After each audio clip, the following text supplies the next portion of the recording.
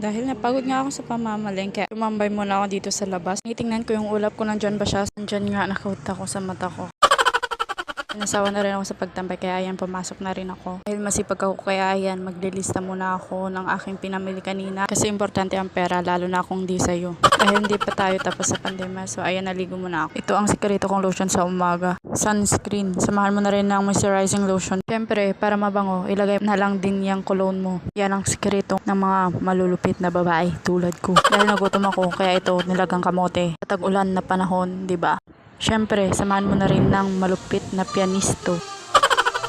Dahil gabi na, kaya ayan, nakita ko yung mga tao sa mga mukha ko. Ang dami na pala. At dahil matutulog na ako, kaya ayan, maglagay muna tayo ng lotion ko sa gabi. Yan ang sekreto kong malupitan.